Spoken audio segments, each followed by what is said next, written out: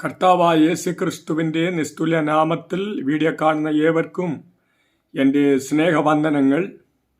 ഈ വീഡിയോ കാണുന്ന ഏവരെയും കർത്താവായ യേശുക്രിസ്തുവിൻ്റെ നാമത്തിൽ IAGM യക്കോവയിലേക്ക് സ്വാഗതം ചെയ്യുന്നു. യേശുക്രിസ്തുവിൻ്റെ രണ്ടാം വരവിനോടനുബന്ധിച്ച് ഒട്ടേറെ വീഡിയോകൾ ഇതിനു മുൻപ് ഞാൻ അപ്ലോഡ് ചെയ്തിട്ടുണ്ട്.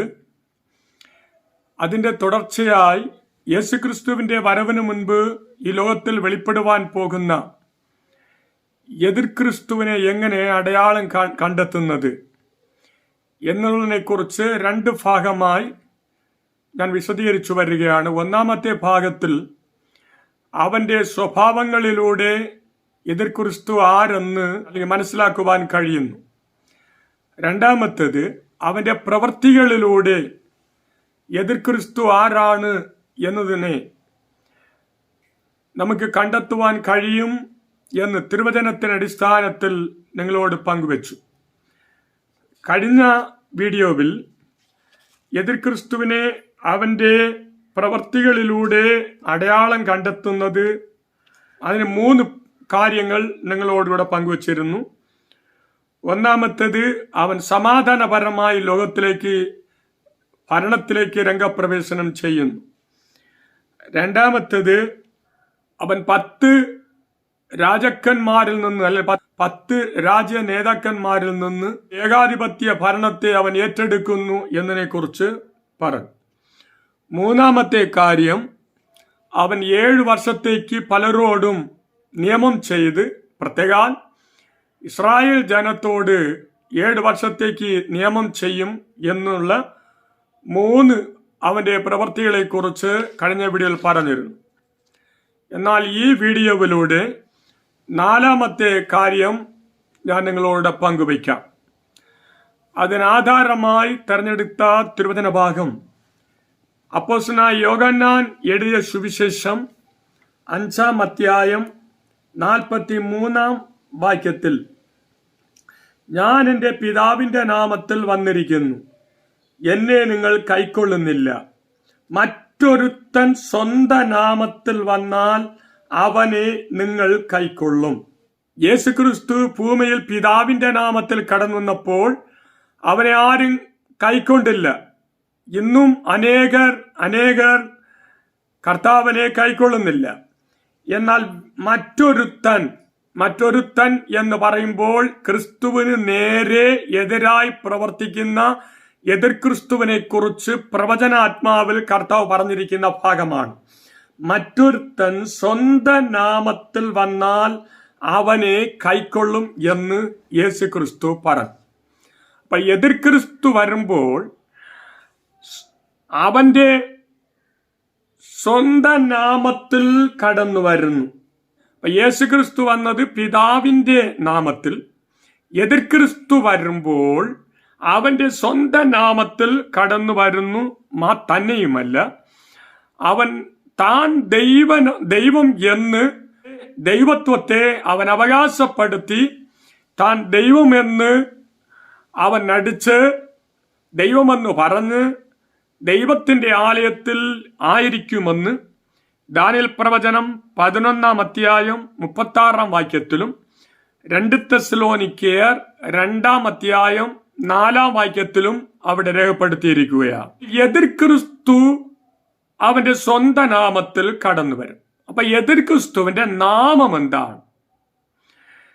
തിരുവചനത്തിൽ വായിച്ചു നോക്കുമ്പോൾ എതിർ ക്രിസ്തുവിന് പേര് കൊടുത്തിരിക്കുന്നതായി രേഖയില്ല. എതിർ ക്രിസ്തു എന്നുള്ള പേര് എതിർ ക്രിസ്തുവിന്റെ പേരല്ല. പിന്നെ എന്തുകൊണ്ടാണ് എതിർ ക്രിസ്തു എന്നുള്ള പദം കൊടുത്തിരിക്കുന്നത്?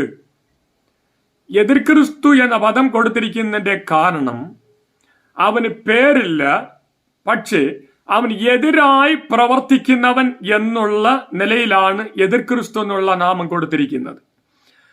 വേദപുസ്തകത്തിൽ എതിർ ക്രിസ്തു എന്നുള്ള പരാമർശം, ആ പേര് കൊടുത്തിരിക്കുന്നത് തന്നെ അപ്പോസ്തലനായ യോഹന്നാനാണ്. 1 യോഹന്നാൻ ലേഖനം 2-ാം അധ്യായം 18-ാം വാക്യത്തിൽ ഇരിക്കുന്ന, കുഞ്ഞുങ്ങളെ, ഇത് അന്ത്യനാഴികയാകുന്നു. എതിർ ക്രിസ്തു വരുന്നു എന്ന് നിങ്ങൾ കേട്ടിട്ടുണ്ടല്ലോ. അപ്പോൾ അവിടെ അപ്പോസ്തലനായ യോഹന്നാനാണ് എതിർ ക്രിസ്തു എന്നുള്ള പദപ്രയോഗം ആദ്യമായി ഉപയോഗിക്കുന്നത്. എന്നാൽ എതിർ ക്രിസ്തുവിന്റെ പേരെന്താണ് എന്ന് അവിടെ രേഖപ്പെടുത്തിയില്ല. എന്നാൽ വെളിപ്പാട് പുസ്തകം 13-ാം അധ്യായത്തിൽ പഠിച്ചു നോക്കുമ്പോൾ എതിർ ക്രിസ്തുവിന്റെ പേരുണ്ട്. ആ പേരിനെ അവിടെ ശരീരത്തിൽ മുദ്രയായി ധരിക്കണം. അവിടെയും എതിർ ക്രിസ്തുവിന്റെ പേര് എന്തെന്ന് അവിടെ രേഖപ്പെടുത്തിയിട്ടില്ല. അപ്പോൾ ഇതുവരയ്ക്കും വേദപുസ്തകത്തിൽ വിശുദ്ധന്മാരിലൂടെ, പ്രവാചകന്മാരിലൂടെയോ അപ്പോസ്തലന്മാരിലൂടെയോ എതിർ ക്രിസ്തുവിന്റെ പേര് ഇന്നതെന്ന് വ്യക്തമായി പറഞ്ഞിട്ടില്ല. അതിനൊരു 1-2 ഉദാഹരണങ്ങൾ ബൈബിളിൽ നിന്ന് ഞാൻ നിങ്ങളെ ഓർപ്പിക്കാം. 2 രാജാക്കന്മാരുടെ പുസ്തകം 4-ാം അധ്യായം 25-ാം വാക്യം വായിക്കുമ്പോൾ സൂനേംകാരി എന്നുള്ള ഒരു പദപ്രയോഗം അവിടെ കിടക്കുന്നു. ഒരു സ്ത്രീയെ ഉദ്ദേശിച്ചാണ് പറയുന്നത്. സൂനേംകാരി. ആക്ച്വലി സൂനേംകാരി എന്ന് പറയുന്നത് ആ സ്ത്രീയുടെ പേരല്ല. പ്രത്യുത സൂനേം എന്ന് പറയുന്ന സ്ഥലത്തിൽ വസിക്കുന്ന ഒരു സ്ത്രീ, എ പർട്ടിക്കുലർ വുമൺ, പ്രത്യേക ഒരു സ്ത്രീയെ കുറിച്ച് എടുത്തു പറയുന്നത് കൊണ്ടാണ് അവിടെ സൂനേംകാരി എന്നുള്ള പദം കൊടുത്തിരിക്കുന്നത്. പക്ഷെ അവളുടെ പേര് വേറെ എന്തോ ആണ്. സൂനേമിൽ വസിക്കുന്ന സ്ത്രീ ആയതുകൊണ്ട് അവിടെ പേര് പറയാതെ സൂനേംകാരി എന്ന് പറയുന്നു. അപ്പൊ സൂനേംകാരി എന്ന് പറയുന്നത് അവളുടെ പേരല്ല. അതുപോലെ ഉത്തമഗീതം പഠിക്കുമ്പോൾ സൂലമിത്തി എന്നുള്ള പദമുണ്ട്. ആ പെൺകുട്ടിയുടെ പേര് സൂലമിത്തി അല്ല. പക്ഷെ അവൾ സൂനേം എന്ന് പറയുന്ന സ്ഥലത്തിൽ അവൾ വസിച്ചത് കൊണ്ട് അവളുടെ പേര് പറയാതെ സൂലമിത്യ എന്നു പദം പ്രയോഗം കൊടുത്തിരിക്കുന്നു. അതുമാത്രമല്ല, ലോത്തിന്റെ ഭാര്യയെക്കുറിച്ച് ഉൽപ്പത്തി പുസ്തകം പഠിക്കുമ്പോൾ അവിടെ കാണുന്നത് ലോത്തിന്റെ ഭാര്യ എന്നാണ് വിളിച്ചിരിക്കുന്നത്. അത് പുതിയ നിയമത്തിൽ യേശുക്രിസ്തു പറയുമ്പോൾ ലോത്തിന്റെ ഭാര്യയെ ഓർത്തുകൊള്ളുവീൻ എന്ന് പറയുന്നു. ലോത്തിന്റെ ഭാര്യയുടെ പേര് ലോത്തിന്റെ ഭാര്യയല്ല, അവളുടെ പേര് വേറെ എന്തോയാണ്. പക്ഷെ ബൈബിൾ അവളുടെ പേരിനെ എടുത്തു പറയുന്നില്ല. ലോത്തിന്റെ ഭാര്യ എന്ന് വിശേഷിപ്പിച്ചു പറയും. അതുപോലെ യോബിന്റെ പുസ്തകം പഠിക്കുമ്പോൾ ഈ യോബിന്റെ ഭാര്യ എന്ന് പറയുന്നു. യോബിന്റെ ഭാര്യ എന്ന് പറയുന്നത് ഈ യോബിന്റെ ഭാര്യയുടെ പേരല്ല, മറിച്ച് യോബിന്റെ ഭാര്യയുടെ പേര് എടുത്തു പറയാതെ ലോത്തിന്റെ ഭാര്യ എന്ന് വിശേഷിപ്പിച്ചെടുത്തു പറയും. ഇതുപോലെ തന്നെയാണ് എതിർ ക്രിസ്തുവിന്റെ പേര് എതിർ ക്രിസ്തു എന്നല്ല, മറിച്ച് വേറെ എന്തോ ഒരു പേരാണ്. പക്ഷെ എതിർ ക്രിസ്തു എന്നുള്ള പേര് കൊടുത്തിരിക്കുന്നത് അവന്റെ പേര് പറയാതെ ക്രിസ്തുവിന് എതിരായി പ്രവർത്തിക്കുന്ന വ്യക്തി ആയതുകൊണ്ട് എതിർ ക്രിസ്തു എന്നുള്ള നാമകരണം കൊടുത്തിരിക്കുകയാണ്. എതിർ ക്രിസ്തു വരുമ്പോൾ അവനൊരു പേരുണ്ടായിരിക്കും. അവന്റെ ലക്ഷണമെന്ന് പറയുന്നത് ക്രിസ്തുവിന് എതിരായി എല്ലായ്പ്പോഴും പ്രവർത്തിക്കുന്ന, സംസാരിക്കുന്ന ഒരു വ്യക്തിയായിരിക്കും. ആയതുകൊണ്ടാണ് അവന് എതിർ ക്രിസ്തു എന്നുള്ള പേര് കൊടുത്തിരിക്കുന്നത്. അവന്റെ നാമം ഉണ്ടെന്ന് വെളിപ്പാടിൽ പറയുന്നുണ്ട്. ആ പേരിനകത്ത് 666 എന്നുള്ള സംഖ്യ ഉണ്ടെന്നും വെളിപ്പാടിൽ 13-ാം അധ്യായത്തിൽ നമുക്ക് കാണാം. ഏതായിരുന്നാലും അപ്പൊ എതിർ ക്രിസ്തുവിന് അടയാളപ്പേരാണ് കൊടുത്തിരിക്കുന്നത്. യഥാർത്ഥ പേര് വേദപുസ്തകം കൊടുത്തിട്ടില്ല. പഴയ നിയമത്തിൽ ദാനിയേൽ പ്രവചനം 8-ാം അധ്യായം 23-ാം വാക്യത്തിൽ 11-ാം അധ്യായം 36-ാം വാക്യത്തിലും എന്നാൽ അവരുടെ രാജത്വത്തിന്റെ അന്ത്യകാലത്ത് അതിക്രമക്കാരുടെ അതിക്രമം തികയുമ്പോൾ ഉഗ്രഭാവവും ഉപായബുദ്ധിയുമുള്ള ഒരു രാജാവ് എഴുന്നേൽക്കും. അപ്പോൾ എതിർ ക്രിസ്തുവിന് അവന് പേര് കൊടുത്തിട്ടില്ല. അവൻ വിശേഷിപ്പിച്ചു പറയുന്ന പേര് രാജാവ് എന്നാണ്. അതേ കാര്യം തന്നെ 11-ാം അധ്യായം, ദാനിയേൽ 11-ാം അധ്യായം 36-ാം വാക്യത്തിലും രാജാവോ ഇഷ്ടം പോലെ പ്രവർത്തിക്കും, അവൻ തന്നെത്താൻ ഉയർത്തി ഏത് ദേവന് മേലായി മഹത്വീകരിക്കുകയും. അപ്പൊ രാജാവോ ഇഷ്ടം പോലെ പ്രവർത്തിക്കും. അപ്പൊ ഈ രണ്ട് വാക്യത്തിലും ദാനിയേൽ 8:23, 11:36 ഈ രണ്ട് വാക്യത്തിലും അവനെ രാജാവ് എന്നാണ് വിശേഷിപ്പിച്ചിരിക്കുന്നത്. എന്നാൽ വെളിപ്പാട് പുസ്തകം പഠിക്കുമ്പോൾ അവനെ മൃഗം എന്നാണ് വിശേഷിപ്പിച്ചിരിക്കുന്നത്. വെളിപ്പാട് പുസ്തകം 13-ാം അധ്യായം 17-ാം വാക്യത്തിൽ അത് ചെറിയവരും വലിയവരും സമ്പന്നന്മാരും ദരിദ്രന്മാരും സ്വതന്ത്രന്മാരും ദാസന്മാരുമായ എല്ലാവർക്കും വലം കൈ മേലോ നെറ്റിയിലോ മുദ്ര കിട്ടുമാറും മൃഗത്തിന്റെ പേരിന്റെ സംഖ്യയോ ആയ മുദ്രയിൽ ഉള്ളവൻ അല്ലാതെ വാങ്ങുകയും വിൽക്കുകയും ചെയ്യുവാൻ വയ്യാതെയും ആക്കുന്നു. അപ്പൊ അവിടെ പറഞ്ഞിരിക്കുന്നത് മൃഗത്തിന്റെ പേരിന്റെ സംഖ്യയോ. അപ്പൊ എതിർ ക്രിസ്തുവിന് അവിടെ കൊടുത്തിരിക്കുന്ന പദപ്രയോഗം മൃഗമെന്നാണ്. അപ്പൊ പഴയ നിയമത്തിൽ രാജാവ് എന്നും പുതിയ നിയമത്തിൽ അവനെ മൃഗം എന്നും പേര് വിശേഷിപ്പിച്ചിരിക്കുകയാണ്. പക്ഷെ അവന്റെ യഥാർത്ഥ പേര് ഏതെന്ന് തിരുവചനത്തിൽ വെളിപ്പെടുത്തിയിട്ടില്ല. അവൻ തന്റെ പേരിന് വെളിപ്പെടുത്തുന്നത് അവന്റെ ഭരണകാലത്തായിരിക്കും എന്നാണ് എന്റെ അഭിപ്രായം. ഏതായിരുന്നാലും എതിർ ക്രിസ്തു വരുമ്പോൾ അവന്റെ സ്വന്തം നാമത്തിൽ അവൻ വെളിപ്പെടുന്ന മനുഷ്യനായിരിക്കും. അവൻ അടയാളം കാണുന്നത് ആ രീതിയിലായിരിക്കും.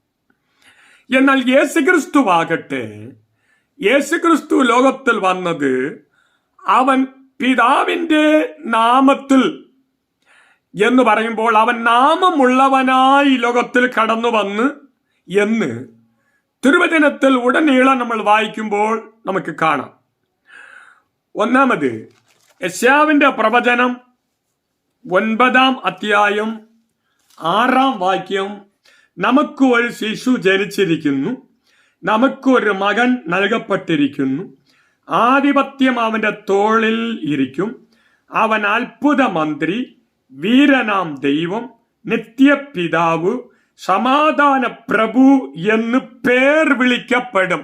യേശുക്രിസ്തുവിന് കൊടുക്കപ്പെട്ട പേര് 1, അവന് അത്ഭുത മന്ത്രി എന്ന പേര്, 2 വീരനാം ദൈവം, 3 നിത്യപിതാവ്, 4 സമാധാന പ്രഭു എന്ന് വിളിക്കപ്പെടുമെന്ന് യേശു ജനിക്കുന്നതിന് മുൻപ് തന്നെ ഏസം 600 വർഷങ്ങൾക്ക് മുൻപ് യെശയ്യാ പ്രവാചകനിലൂടെ ദൈവം പറയുകയാണ് പേർ വിളിക്കപ്പെടും എന്ന് 4 കാര്യത്തെക്കുറിച്ച് അവിടെ പറയുന്നു. യെശയ്യാവ് 7:14 പഠിക്കുമ്പോൾ അതുകൊണ്ട് കർത്താവ് തന്നെ നിങ്ങൾക്ക് ഒരു അടയാളം തരും, കന്യക ഗർഭിണിയായി ഒരു മകനെ പ്രസവിക്കും, അവന് ഇമ്മാനുവേൽ എന്ന് പേർ വിളിക്കും. അവിടെ കൊടുത്തിരിക്കുന്നത് ഇമ്മാനുവേൽ എന്നുള്ള പേരാണ് കൊടുത്തിരിക്കുന്നത്. അതേ കാര്യത്തെ തന്നെ മത്തായി സുവിശേഷം 1-ാം അധ്യായം 21 മുതൽ 23 വരെയുള്ള വാക്യത്തിൽ അവൾ ഒരു മകനെ പ്രസവിക്കും, അവൻ തന്റെ ജനത്തെ അവരുടെ പാപങ്ങളിൽ നിന്ന് രക്ഷിപ്പാനിരിക്കൊണ്ട് നീ അവന് യേശു എന്ന് പേരിടണം എന്നു പറഞ്ഞു. അപ്പൊ യേശു ലോകത്തിലേക്ക് ജാതനായപ്പോൾ അവന് യേശു എന്ന് പേര് വിളിക്കണം എന്നും പഴയ നിയമത്തിൽ യെശയ്യാവിലൂടെ അത് പറയുമ്പോൾ അവൻ ഇമ്മാനുവേൽ എന്നുള്ള പേര് വിളിക്കപ്പെടും എന്നും പറയുന്നു. അപ്പൊ ഇമ്മാനുവേൽ എന്ന വാക്കിന്റെ അർത്ഥം തന്നെ ദൈവം നമ്മോട് കൂടെ എന്നുള്ള അർത്ഥം അവിടെ മത്തായി സുവിശേഷം 1-ാം അധ്യായം 21 തൊട്ടുള്ള വാക്യങ്ങൾ വായിക്കുമ്പോൾ അവിടെ വ്യക്തമായി കാണാൻ കഴിയും. അപ്പോൾ അവന്റെ നാമം യെശയ്യാ 9:6 പ്രകാരമുള്ള 4 നാമം മാത്രമല്ല, യേശു എന്ന് പേര് വിളിക്കണമെന്നും അവൻ ഇമ്മാനുവേൽ എന്ന് വിളിക്കപ്പെടുമെന്നും 6 പദം അവിടെ കൊടുത്തിരിക്കുക. ഇനി 7-ാമത്തെ പദം അവൻ മശിഹ എന്ന് വിളിക്കപ്പെടുന്നു. ദാനിയേൽ പ്രവചനം 9-ാം അധ്യായം 26-ാം വാക്യത്തിൽ 62 ആഴ്ചവട്ടം കൊണ്ട് അതിനെ വീതിയും കിടങ്ങുമായി കഷ്ടകാലങ്ങളിൽ തന്നെ വീണ്ടും പണിയും. 62 ആഴ്ചവട്ടം കഴിഞ്ഞിട്ട് അഭിഷിക്തൻ ഛേദിക്കപ്പെടും. ഈ അഭിഷിക്തൻ എന്നുള്ള പദപ്രയോഗം ഇവിടെ യേശു കാൽവരി ക്രൂസിൽ മരിക്കപ്പെടുവാൻ പോകുന്ന മശിഹയാണ് എന്ന് പ്രവചനാത്മാവിടെ പറഞ്ഞിരിക്കുകയാണ്. ഇവിടെ അഭിഷിക്തൻ ഛേദിക്കപ്പെടും എന്നാണ് പറഞ്ഞിരിക്കുന്നത്. ഈ അഭിഷിക്തൻ എന്നുള്ള പദത്തിന് എബ്രായ ഭാഷയിൽ മശിഹ എന്നുള്ള പദപ്രയോഗമാണ്. ഈ മശിഹ എന്നുള്ള പദപ്രയോഗം പുതിയ നിയമത്തിൽ അതിനെക്കുറിച്ച് വ്യക്തമായി കാണാൻ കഴിയും, പഴയ നിയമത്തിലും കാണാം. യോഹന്നാൻ സുവിശേഷം 4-ാം അധ്യായത്തിൽ സമരിയ സ്ത്രീ പറയുമ്പോൾ മശിഹ വരും എന്ന് ഞങ്ങൾ കേട്ടിട്ടുണ്ടല്ലോ. അപ്പോൾ മശിഹ എന്ന് പറയുന്ന വാക്കിന്റെ അർത്ഥം ദ അനോയിന്റഡ് വൺ, അഭിഷിക്തൻ എന്നുള്ള പദമാണ്. അപ്പോൾ കർത്താവിന്, യേശുവിന് മശിഹ എന്നുള്ള പേര് കൊടുക്കപ്പെട്ടിരിക്കുകയാണ്. അതേ കാര്യം തന്നെ യോഹന്നാൻ സുവിശേഷം 1-ാം അധ്യായം 41-ാം വാക്യത്തിൽ അവൻ തന്റെ സഹോദരനായ ശീമോനെ ആദ്യം കണ്ട അവനോട് ഞങ്ങൾ മശീഹായെ എന്ന് വെച്ചാൽ ക്രിസ്തുവെ കണ്ടിരിക്കുന്നു എന്ന് പറഞ്ഞു. യേശു ക്രിസ്തുവിന് മശിഹ അല്ലെങ്കിൽ അഭിഷിക്തൻ എന്നുള്ള പേര് കൊടുക്കപ്പെട്ടിരിക്കുകയാണ്. അതേ കാര്യത്തെ തന്നെ പ്രവചനാത്മാവിൽ സങ്കീർത്തനക്കാരനും പറയുന്നു. 45-ാം സങ്കീർത്തനം 6-ഉം 7-ഉം വാക്യത്തിൽ ദൈവമേ നിന്റെ സിംഹാസനം എന്നും എന്നേക്കും ഉള്ളതാകുന്നു, നിന്റെ രാജത്വത്തിന്റെ ചെങ്കോൽ നീതിയുള്ള ചെങ്കോലാകുന്നു, നീ നീതിയെ ഇഷ്ടപ്പെട്ട് തുഷ്ടതയെ ദോഷിക്കുന്നു. അതുകൊണ്ട് ദൈവം, നിന്റെ ദൈവം തന്നെ നിന്റെ കൂട്ടുകാരിൽ പരമായി നിന്നെ ആനന്ദ തൈലം കൊണ്ട് അഭിഷേകം ചെയ്തിരിക്കുന്നു. ഇവിടെ അഭിഷേകം ചെയ്യപ്പെട്ടവൻ യേശു ക്രിസ്തു, അഭിഷേകം ചെയ്യപ്പെട്ടവൻ അവൻ മശിഹയാണ്, ക്രിസ്തുവാണ് എന്ന് പ്രവചനാത്മാവിൽ രേഖപ്പെടുത്തിയിരിക്കുകയാണ്. ഇനി പുതിയ നിയമത്തിൽ കടന്നു വരുമ്പോൾ യേശു ക്രിസ്തുവിന്റെ പേര് അപ്പോസ്തലനായ പൗലോസ് പറയുമ്പോൾ ക്രിസ്തു യേശു എന്നാണ് അദ്ദേഹം തന്റെ ലേഖനങ്ങളിലെല്ലാം വിശേഷിപ്പിച്ച് പറയുന്നത്. ക്രിസ്തു യേശു, യേശു ക്രിസ്തു എന്നുള്ള പദപ്രയോഗം. അപ്പൊ യേശുവിന് പേരുണ്ട്. അടുത്തു പറയുന്നത് വെളിപ്പാട് പുസ്തകം 1-ാം അധ്യായം അതിന്റെ 8-ാം വാക്യത്തിൽ ഞാൻ അൽഫയും ഒമേഗയുമാകുന്നു. അപ്പൊ യേശു ക്രിസ്തുവിന് കൊടുക്കപ്പെട്ടിരിക്കുന്ന പേര് അൽഫയും ഒമേഗ. ഇനി അടുത്ത് കൊടുക്കപ്പെട്ട പേര് യെശയ്യാവിന്റെ പ്രവചനം 9-ാം അധ്യായം 6-ാമത്തെ വാക്യത്തിൽ നമുക്കൊരു ശിശു ജനിച്ചിരിക്കുന്നു, നമുക്കൊരു മകൻ നൽകപ്പെട്ടിരിക്കുന്നു, ആധിപത്യം അവന്റെ തോളിലിരിക്കും, അവൻ അത്ഭുത മന്ത്രി, വീരനാം ദൈവം, നിത്യപിതാവ്, സമാധാന പ്രഭു എന്ന് വിളിക്കപ്പെടും. അതിൽ ഒരു വാക്ക് ശ്രദ്ധിച്ചോണം, അവൻ വീരനാം ദൈവം. യേശുക്രിസ്തുവിന് കൊടുക്കപ്പെട്ടിരിക്കുന്ന പേര് വീരനാം ദൈവം. അപ്പൊ ഇവിടെ ഒരു ചോദ്യം വരുന്നു, യേശുക്രിസ്തു ദൈവമാണോ? ഈ യേശുക്രിസ്തു ദൈവമാണോ എന്നുള്ള ചോദ്യത്തിന്റെ ഉത്തരം സമയപരിമിതി കൊണ്ട് ഇതിൽ പങ്കുവയ്ക്കുന്നില്ല. അടുത്ത വീഡിയോ, ഇത് തുടർന്ന് വരുന്ന അടുത്ത വീഡിയോയിൽ യേശുക്രിസ്തു ദൈവമാണോ എന്നുള്ള തലക്കെട്ടോടുകൂടെ ഞാൻ ഒരു വീഡിയോ അപ്ലോഡ് ചെയ്യാം. അപ്പോൾ എതിർ ക്രിസ്തു തന്റെ സ്വന്തം പേരിലാണ് കടന്നു വന്നത്. പക്ഷെ യേശുക്രിസ്തുവാകട്ടെ അവൻ കൊടുക്കപ്പെട്ട നാമമായ യെശയ്യാവിൽ 4 പേരും, മത്തായി 1-ൽ യേശു എന്ന പേരും, ഇമ്മാനുവേൽ എന്നുള്ള പേരും, ദാനിയേൽ 9:26-27 മശിഹ എന്നുള്ള പേരും, പൗലോസ് അപ്പോസ്തലൻ ക്രിസ്തയേശു എന്നുള്ള പേരിലും, യോഹന്നാൻ അൽഫ ഒമേഗ എന്നുള്ള പേരിലും യെശയ്യാവ് സർവശക്തിയുള്ള ദൈവം എന്നുള്ള പേരിലും കടന്നു വന്നവനാണ് യേശു ക്രിസ്തു. അവന് പേരുണ്ട്. എന്നാൽ എതിർ ക്രിസ്തു വെളിപ്പെടുമ്പോൾ അവന് പേര് കൊടുക്കപ്പെട്ടിട്ടില്ല. എന്നാൽ എതിർ ക്രിസ്തു എന്ന് അവന്റെ പ്രവർത്തികളിലൂടെ മനസ്സിലാക്കുവാൻ കഴിയും.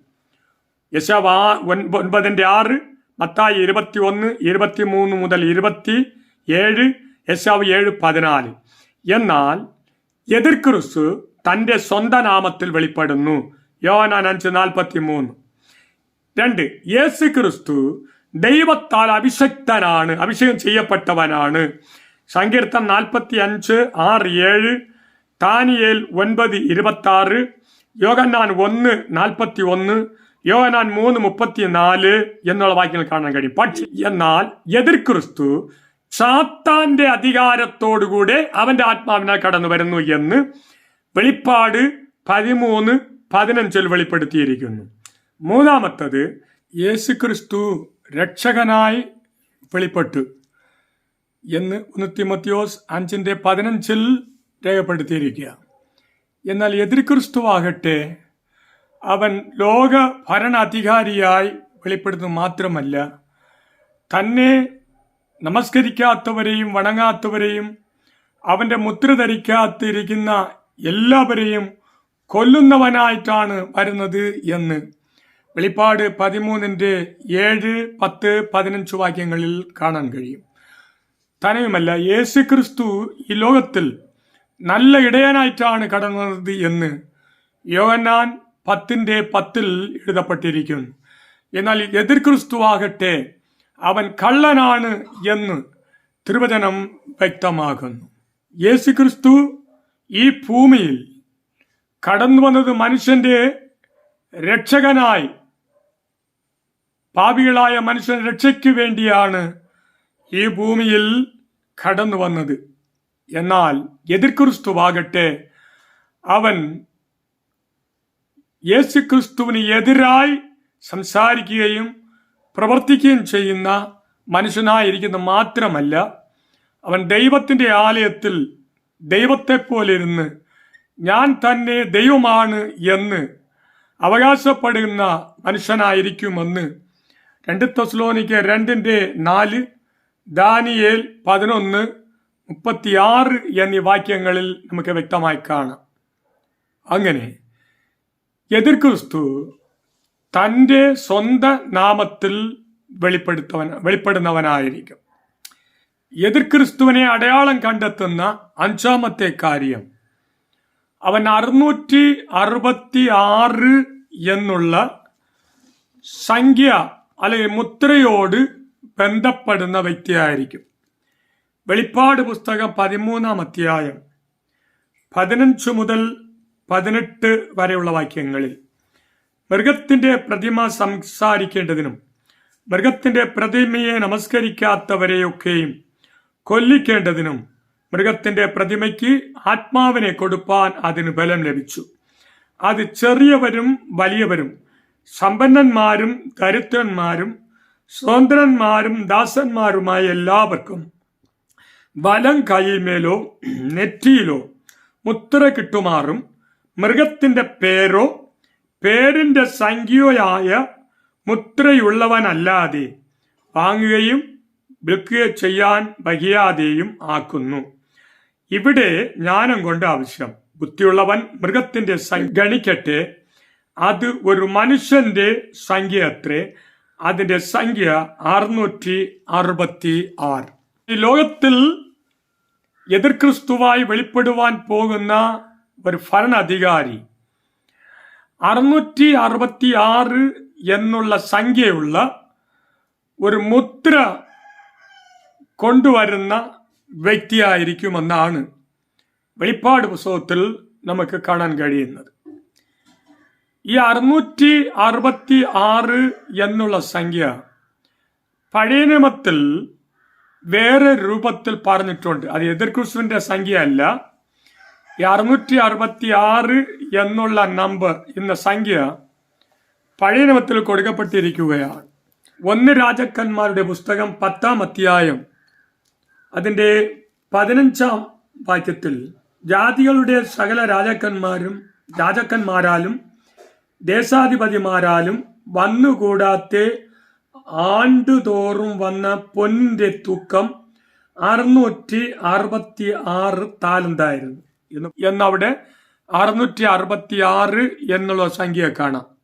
അതുപോലെ തന്നെ 2 ദിനവൃത്താന്ത പുസ്തകം 9-ാം അധ്യായം 13-ാം വാക്യത്തിൽ സഞ്ചാര വ്യാപാരികളും കച്ചവടക്കാരും കൊണ്ടുവന്നത് കൂടാതെ സലോമോന് ഓരോ ആണ്ടിലും വന്നിരുന്ന പൊന്നിന്റെ തൂക്കം 666 താലന്തായിരുന്നു. അവിടെയും അത് തന്നെയാണ് പറയുന്നത്. തന്നെയുമല്ല, എസ്രാവിന്റെ പുസ്തകം 2-ാം അധ്യായം 13-ാമത്തെ വാക്യത്തിൽ അദോനികാമിന്റെ മക്കൾ 666. അദോനികാം എന്ന് പറയുന്ന വംശത്തിൽ ഉൾപ്പെട്ടവരെല്ലാവരും ആകെത്തുകയായി 666 എന്ന് അവിടെ രേഖപ്പെടുത്തിയിട്ടുണ്ട്. അപ്പൊ ഈ 2 ഭാഗത്തിലും 666 എന്നുള്ള സംഖ്യ കാണും. പക്ഷെ ഇത് എതിർക്രിസ്തുവിനോടുകൂടെ ബന്ധപ്പെട്ട വിഷയമല്ല. ആ സംഖ്യ വേദപുസ്തകത്തിൽ ഉണ്ടെന്ന് എടുത്ത് ചൂണ്ടിക്കാണിച്ചത് മാത്രമാണ്.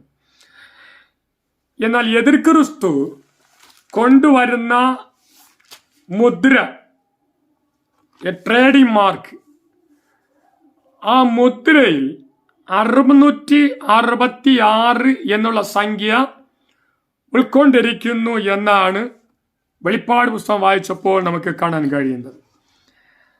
ഈ 666 എതിർക്രിസ്തു കൊണ്ടുവരുന്നത് ഒരു മാർക്കായിട്ടാണ്, ലിറ്ററൽ ബ്രാൻഡാണ്. അക്ഷരാർത്ഥത്തിൽ ഒരു ബ്രാൻഡ്, ഒരു അടയാളം പ്പെടുകയാണ്. നമ്മുടെ കാലഘട്ടത്തിൽ ഈ ബാർകോഡ്, QR കോഡ് എന്നൊക്കെ പറയുന്നത് പോലെ ഉള്ള ഒരു മാർക്ക്, ഒരു അടയാളം. ആ അടയാളത്തിനകത്ത് 2 കാര്യം കാണും. ഒന്ന്, മൃഗത്തിന്റെ പേര്. അപ്പൊ ആ മൃഗത്തിന്റെ പേര് ഏതാണെന്ന് നമുക്ക് വ്യക്തമല്ല എന്ന് നേരത്തെ ഞാൻ പറഞ്ഞു കഴിഞ്ഞു. പക്ഷെ അവൻ കൊണ്ടുവരുന്ന മുദ്രയിൽ അവന്റെ പേര് ഉണ്ടായിരിക്കും. അതാണ് പറയുന്നത്, മൃഗത്തിന്റെ പേര്. രണ്ടാമത്തത്, ആ പേരിന്റെ സംഖ്യ എന്ന് പറഞ്ഞാൽ ആ പേരിനകത്ത് 666 എന്നുള്ള സംഖ്യ നിക്ഷിപ്തമായിരിക്കുകയാണ്. ഉദാഹരണമായി പറഞ്ഞാൽ, ഹിറ്റ്ലർ എന്നുള്ള ഒരു പേര്, ആ ഹിറ്റ്ലർ എന്നുള്ള പേരിനകത്ത് 666 സംഖ്യ ഇരിക്കുന്നതായി ചരിത്രകാരന്മാർ വ്യക്തമാക്കും. ഗ്രീക്കിൽ ഓരോ അക്ഷരത്തിനും ഓരോ സംഖ്യ ഉണ്ട്. ആ തരത്തിൽ എക്ക് 101, ബിക്ക് 102, സി 103, ഡി 104. ഇങ്ങനെയുള്ള ക്രമത്തിൽ ഹിറ്റ്ലർ എന്നുള്ള പേരിൽ ആദ്യ അക്ഷരം ഹൈച്ചിന്റെ സംഖ്യ 107. അടുത്ത ഐയുടെ സംഖ്യ 108. അടുത്ത് ടിയുടെ സംഖ്യ 119. അടുത്ത് എല്ലുടെ സംഖ്യ 111. അടുത്ത് ഇയുടെ സംഖ്യ 104. അടുത്ത് ആർ എന്ന അക്ഷരത്തിന് 117. അങ്ങനെ 666. ഹിറ്റ്ലർ എന്ന വാക്കിന്റെ ഓരോ എഴുത്തിലും ഉള്ള സംഖ്യ അനുസരിച്ച് ഹിറ്റ്ലർ എന്ന വാക്കിനകത്ത് തന്നെ 666 എന്നുള്ള പേര് കൊടുക്കപ്പെട്ടിരിക്കുകയാണ്. അപ്പൊ ഇതുപോലെ എതിർക്രിസ്തുവിന്റെ പേരിനകത്തും 666 എന്നുള്ള സംഖ്യ നിക്ഷിപ്തമായിരിക്കുകയാണ്. അതിന് ബുദ്ധിയുള്ളവൻ കണക്ക് നോക്കട്ടെ എന്നാണ് വെളിപ്പാട് പുസ്തകത്തിൽ പറഞ്ഞിരിക്കുന്നത്. ഇനി ഇതിലൊരു കാര്യം ശ്രദ്ധിക്കേണ്ടത്, എബ്രായ ഭാഷയിലും ഗ്രീക്ക് ഭാഷയിലുമുള്ള ആൽഫബറ്റ് അല്ലെങ്കിൽ അക്ഷരമാലയിൽ ഒவ்வொரு അക്ഷരത്തിലും അതിൻ്റെ സംഖ്യ അവർ കണക്കിടുന്നത് പതിവ്. ആ രീതിയിലാണ് എതിർക്രിസ്തുവിൻ്റെ പേരിൽ 666 എന്ന സംഖ്യ ഒളിച്ചിരിക്കുന്നത്, അത് നിക്ഷിപ്തമായിരിക്കുന്നത്. ഈ സാധനങ്ങൾ വാങ്ങുകയോ വിൽക്കുകയോ ചെയ്യുമ്പോൾ അതിനകത്ത് ഇന്ന് ഉള്ളതുപോലെ കറൻസികൾ ഉപയോഗിക്കുവാൻ അന്നത്തെ എതിർക്രിസ്തുവിന്റെ ഗവൺമെന്റ് അനുവദിക്കുന്നതല്ല. ഇന്നത്തെ കാലഘട്ടത്തിൽ തന്നെ കറൻസികളുടേതായ പ്രയോജനം വളരെ കുറഞ്ഞുകൊണ്ടിരിക്കുകയാണ്.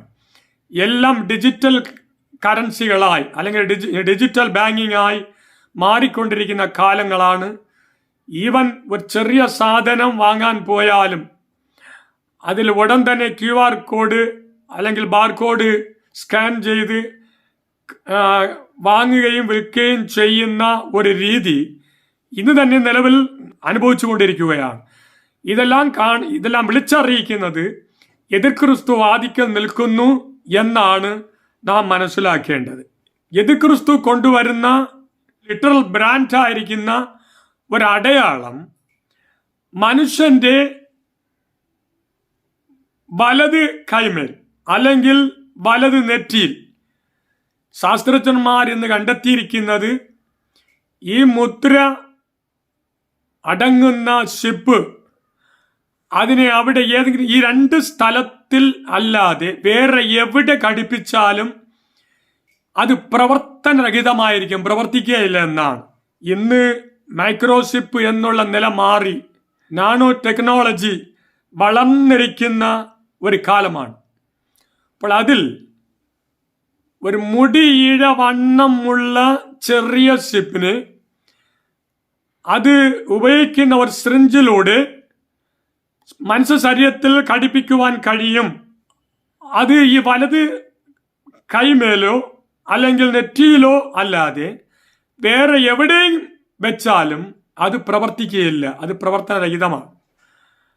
അപ്പോൾ വേദപുസ്തകത്തിൽ ഇതിൽ നിന്ന് 2000 വർഷങ്ങൾക്ക് മുൻപ് തന്നെ ഇങ്ങനെയുള്ള ഒരു വ്യാപാര സംവിധാനം കടന്നു വരുമെന്ന് ദൈവത്തിന്റെ പ്രവചനത്തിൽ മുന്നറിയിച്ചിരിക്കുന്നത് എത്രയോ അത്ഭുതകരമേറിയത്, വിസ്മയമേറിയത്. നമ്മുടെ കാലഘട്ടത്തിൽ ഏകദേശ രൂപം ഇന്ന് നാം കണ്ടുകൊണ്ടിരിക്കുകയാണ്. താമസമെന്ന് അവൻ വെളിപ്പെടുമ്പോൾ ഈ മുദ്ര അവൻ കൊണ്ടുവരും എന്നാണ് തിരുവചനം അതിനെക്കുറിച്ച് വ്യക്തമാക്കുന്നത്. അതുകൊണ്ട് പ്രിയ ദൈവമക്കളെ, എതിർക്രിസ്തുവിന് അടയാളം കാണുന്ന 5ാമത്തെ കാര്യമെന്ന് പറയുന്നത് എതിർക്രിസ്തു അവൻ 666 എന്നുള്ള മുദ്രയോട് ബന്ധപ്പെടുന്ന വ്യക്തിയും 666 മുദ്ര കൊണ്ടുവരുന്ന വ്യക്തിയും ആ ലിറ്ററൽ ബ്രാൻഡായിരിക്കുന്ന 666 എന്നുള്ള മുദ്ര ധരിക്കാത്തവൻ, മുദ്ര ഏൽക്കാത്തവൻ, വിൽക്കുകയോ വാങ്ങുകയോ ചെയ്യാൻ കഴിയാതെ വണ്ണം അവനാക്കുകയും ചെയ്യുന്ന വ്യക്തിയായിരിക്കും എന്ന് തിരുവചനം വളരെ വ്യക്തമായി രേഖപ്പെടുത്തിയിരിക്കുകയാണ്. പക്ഷേ ഈ മുദ്ര ഏൽക്കാതിരിക്കുന്ന ഒരു കൂട്ടം ദൈവമക്കളുണ്ട്. ദാനിയേൽ പ്രവചനത്തിലും വെളിപ്പാട് പുസ്തകത്തിലും നമ്മൾ വ്യക്തമായി സൂക്ഷ്മമായി വായിച്ചു നോക്കുമ്പോൾ ബുദ്ധിയുള്ളവൻ അല്ലെങ്കിൽ വിശുദ്ധന്മാർ അല്ലെങ്കിൽ ദൈവമക്കൾ, സത്യത്തെ അറിയുന്നവർ, ദൈവരാജ്യത്തിൽ പോകണമെന്ന് ആഗ്രഹമുള്ളവർ ആ മുദ്ര ഏൽക്കാതെ ക്രിസ്തുവിന് വേണ്ടി ധീരസാക്ഷി വഹിച്ച് നിലനിൽക്കും. അതിൽ ചിലരെങ്കിലും രക്തസാക്ഷികളായി മരിക്കുമെന്നുള്ളത് വ്യക്തമാണ്. എന്നാൽ ഒരു കൂട്ടം ദൈവജനത്തെ അവന്റെ വരവിന് വേണ്ടി എന്നുവെച്ചാൽ മരിക്കാതെ കർത്താവിന്റെ വരവിൽ രൂപാന്തരപ്പെട്ടെടുക്കുവാൻ അർഹരായി ദൈവം നിയമിച്ചിരിക്കുന്ന ഗണത്തിൽ ഉൾപ്പെട്ട ആരെയും എതിർക്രിസ്തു കൊല്ലുവാൻ കഴിയുകയില്ല. അവർ ജീവനോടിരുന്ന് കർത്താവിന്റെ വരവിൽ എടുക്കപ്പെടും എന്നാണ് തിരുവചനം വ്യക്തമാക്കുന്നത്. പക്ഷെ ഒരു കാര്യം, ഈ മുദ്ര ഏറ്റുകഴിഞ്ഞാലുള്ള തിന്മവശം എന്താണ്? അതിനെക്കുറിച്ച് ഇതിനു മുൻപ് ഒരു വീഡിയോയിൽ ഞാൻ പരാമർശിച്ചിട്ടുണ്ട്. എങ്കിലും ഈ ഭാഗത്തുകൂടെ അത് അത്യാവശ്യമാകിയാൽ ഞാൻ 1-2 വാക്കുകൾ അതിനെക്കുറിച്ച് എടുത്തു പറയാം. എതിർക്രിസ്തു കൊണ്ടുവരുന്ന ലിറ്ററൽ ബ്രാൻഡാകുന്ന ഈ അടയാളം അവന്റെ പേരോ പേരിന്റെ സംഖ്യയോ, അങ്ങനെയുള്ള 666 എന്നുള്ള മുദ്ര അവന്റെ കയ്യിൽ, മനുഷ്യന്റെ കയ്യിൽ ഏറ്റു കഴിഞ്ഞാൽ ലോകത്തിൽ വിൽക്കുകയോ വാങ്ങുകയോ സുഭിക്ഷമായി സുരക്ഷിതമായി ജീവിക്കാനോ കഴിയും. പക്ഷേ നേരെ മറിച്ച് ഈ മുദ്ര ധരിച്ചു കഴിഞ്ഞാലുള്ള ഭാവി തിന്മകൾ എന്താണ്, അവർക്ക് എന്താണ് സംഭവിക്കാൻ പോകുന്നു എന്നതിനെക്കുറിച്ച് വെളിപ്പാട് പുസ്തകം 14-ാം അധ്യായം 10-11 വാക്യത്തിൽ 9-ാമത്തെ വാക്യം തൊട്ട് വായിക്കാം. മൂന്നാമത് വേറൊരു ദൂതൻ അവരുടെ പിന്നാലെ വന്ന് അത്യുച്ചത്തിൽ പറഞ്ഞത്, മൃഗത്തെയും അതിന്റെ പ്രതിമയും നമസ്കരിച്ച് നെറ്റിയിലോ കൈമേലോ മുദ്ര ഏൽക്കുന്നവൻ ദൈവകോപത്തിന്റെ പാത്രത്തിൽ കലർപ്പില്ലാതെ പകർന്നിരിക്കുന്ന ദൈവക്രോധമദ്യം കുടിക്കേണ്ടി വരും. വിശുദ്ധ ദൂതന്മാർക്കും കുഞ്ഞാടിനു മുൻപാകെ അഗ്നികന്ധങ്ങളിൽ ദണ്ഡനം അനുഭവിക്കും. അവിടെ ദണ്ഡനത്തിന്റെ പുക എന്നേക്കും പൊങ്ങും. മൃഗത്തെയും അതിന്റെ പ്രതിമയെ നമസ്കരിക്കുന്നവർക്കും അതിന്റെ പേരിന്റെ മുദ്ര ഏൽക്കുന്ന ഏവനും രാവും പകലും ഒരു സ്വസ്ഥതയും ഉണ്ടാകുകയില്ല. എതിർക്രിസ്തുവിന്റെ 666 മുദ്രയോ അല്ലെങ്കിൽ അവന്റെ പേരോ കൈമേലോ നെറ്റിമേലോ ശരീരത്തിൽ ഏൽക്കുന്നവർക്കുള്ള അനുഭവങ്ങൾ പ്രധാനമായി 3 കാര്യം അവിടെ രേഖപ്പെടുത്തിയിരിക്കുകയാണ്. ഒന്ന്, ദൈവത്തിന് മുൻപാകെ ദൂതന്മാരുടെ മുൻപാകെ അഗ്നിഗന്ധങ്ങളിൽ അവർ നിരന്തരം എവർ ഫോർ എവർ നിത്യദണ്ഡനം അനുഭവിക്കേണ്ടി വരും എന്ന് പറഞ്ഞാൽ നരകത്തിൽ ചെന്ന് വീഴേണ്ടി വരും. 2, അവർക്ക് രാത്രിയും പകലും ഒരു സ്വസ്ഥതയും ഇല്ല. കാരണം നിത്യ നരകമെന്ന് പറയുന്നത് എവർ ഫോർ എവർ, നിത്യ യുഗങ്ങളായി തുടർന്നുകൊണ്ടിരിക്കും. അന്ന് അവർക്ക് പുറത്തു വരുവാൻ കഴിയുകയില്ല. ആയതുകൊണ്ട് ആ ദണ്ഡനത്തിൽ അവർക്ക് രാത്രിയും പകലും ഒരു സ്വസ്ഥതയും ഇല്ല. പലരും വിചാരിച്ചിരിക്കുന്നത് മരിച്ചുപോയാൽ പിന്നെ എവിടെ, ചത്തു കഴിഞ്ഞില്ലേ, പിന്നെ അതിനെക്കുറിച്ച് ഒന്നും അറിയേണ്ട ആവശ്യമില്ല എന്ന് ചിന്തിക്കുന്നവരുണ്ട്. അങ്ങനെ ചിന്തിച്ച് ആത്മഹത്യ ചെയ്യുന്നവരുണ്ട്. വളരെ ശ്രദ്ധിച്ചോളണമേ. ലോകത്തിൽ മനുഷ്യന്റെ ശരീര വേറുപാടാകിയ മരണത്തിന് ശേഷമേ ഒരു മനുഷ്യന്റെ ജീവിതം ആരംഭിക്കുന്നു. അവന്റെ ആത്മാവ്, അവന്റെ ദേഹി ഒരിക്കലും മരിക്കുകയില്ല, മരണമില്ല. ആ നിത്യകാലമായി ജീവനോടായിരിക്കുമെന്നാണ്. ശരീരത്തിന് മാത്രമാണ് ശരീര വേർപാട് എന്നുള്ള ഒരു മരണം എന്നുള്ള അവസ്ഥ കടന്നു വരുന്നത്. അതുകൊണ്ട് അവർക്ക് രാപ്പകൽ ഒരു സ്വസ്ഥതയും കാണുകയില്ല. മൂന്നാമത്തത്, വെളിപ്പാട് പുസ്തകം 16-ാം അധ്യായം അതിന്റെ 2-ാമത്തെ വാക്യത്തിൽ പറയുന്നത്, ഒന്നാമത്തവൻ പോയി അതിന്റെ കലശം ഭൂമിയിൽ ഒഴിച്ച്, അപ്പോൾ മൃഗത്തിന്റെ മുദ്രയുള്ളവരും അതിന്റെ പ്രതിമയെ നമസ്കരിക്കുന്നവരുമായ മനുഷ്യർക്ക് വല്ലാത്ത ദുർവ്രണമുണ്ടായി. അഗ്നി കുണ്ടത്ത് തൂക്കി എറിയപ്പെടുന്നതിന് മുൻപ് എന്ന് പറഞ്ഞാൽ നരകത്തിൽ തള്ളിയിടപ്പെടുന്നതിന് മുൻപ് ഭൂമിയിൽ അവർ ജീവനോടിരിക്കുമ്പോൾ അവർക്ക് ദുർവ്രണമുണ്ടാകും. ഒരു വിധത്തിലും ഏത് മെഡിക്കൽ സയൻസിനാലും ഏത് മരുന്നിനാലും സൗഖ്യമാക്കുവാൻ കഴിയാത്ത ദുർവർണം ഈ ഭൂമിയിൽ ഉണ്ടാകും. മുദ്ര ധരിച്ച് കഴിഞ്ഞ ഉടൻ തന്നെ മരിക്കുന്നത് വരയ്ക്കും. ഇനി മരിച്ചു കഴിഞ്ഞാലോ അവരാത്മാവ് ചെന്ന് തീയും ഗന്ധകവും കത്തുന്ന തീപ്പൊയ്യാകുന്ന നിത്യ നരകത്തിലേക്ക് ചെന്ന് വീഴും. അവിടെ വീണാലോ സ്വസ്ഥതയുണ്ടോ? നിത്യകാലമായി അവർ നരകത്തിൽ കിടന്ന് രാവും പകലും നിത്യവേദന അനുഭവിച്ച് ജീവിക്കേണ്ടി വരും. എതിർക്രിസ്തുവിന്റെ വരവിനും അവന്റെ മുദ്ര ഏൽക്കേണ്ട കാലഘട്ടത്തിനും ഏറെ വക്കിലാണ് നാം ആയിരിക്കുന്നത് എന്നുള്ള കാര്യം മറന്നു പോകരുത്.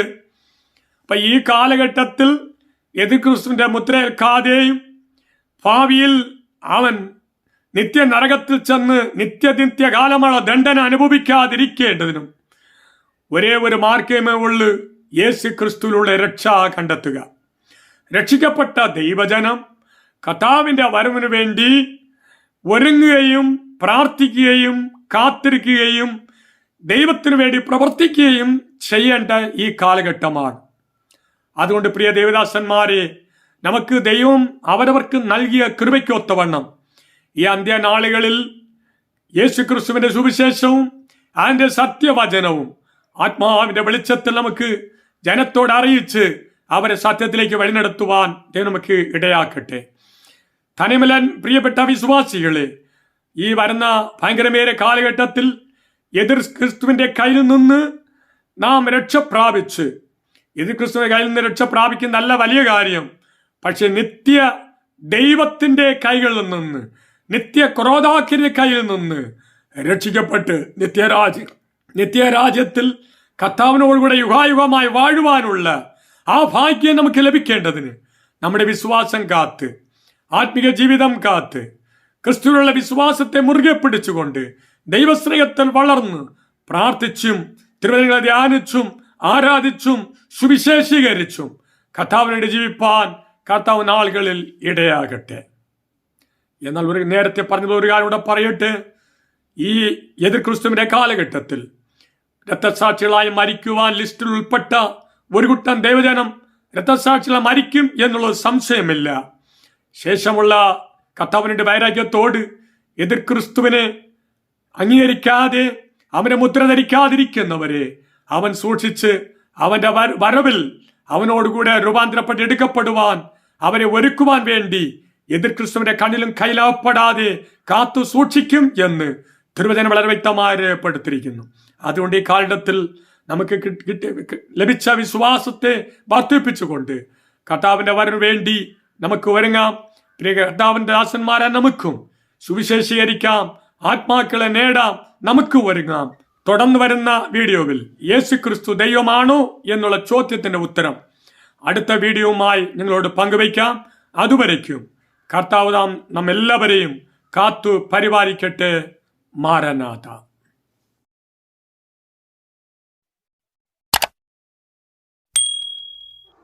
May God bless you.